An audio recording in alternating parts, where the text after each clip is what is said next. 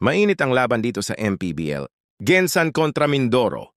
Sa unang dalawang quarter, halos hindi nagbabantayan sina Michael Sorella at Jonas Tibayan. Pero pagsapit ng third quarter, nagkatapat na sila sa depensa. Hito, paano rin nyo at kayo na ang humusga?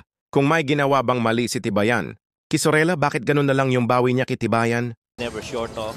It's always preparation.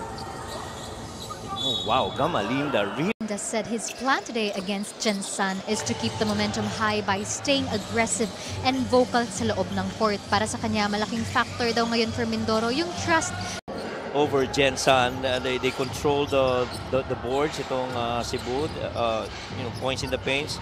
Hindi rin na-control yan. Can't drill in that three-point shot.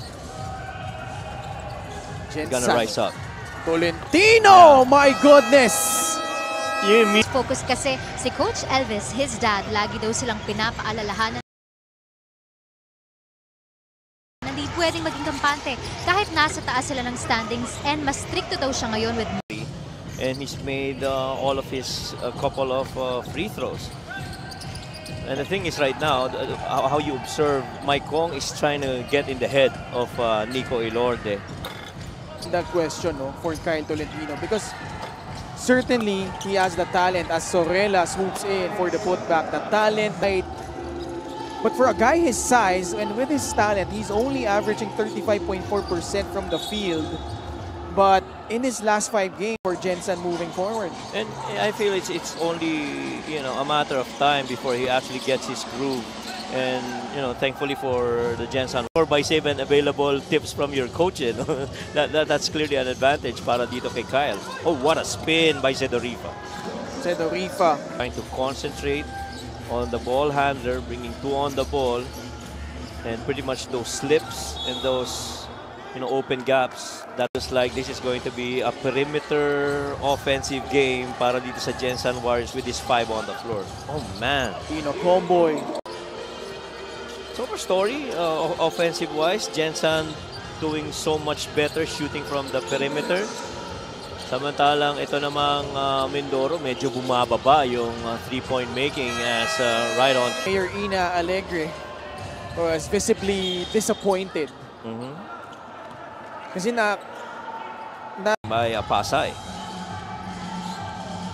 Under a minute left, Gensan with a 3-point lead. Unsportsmanlike foul.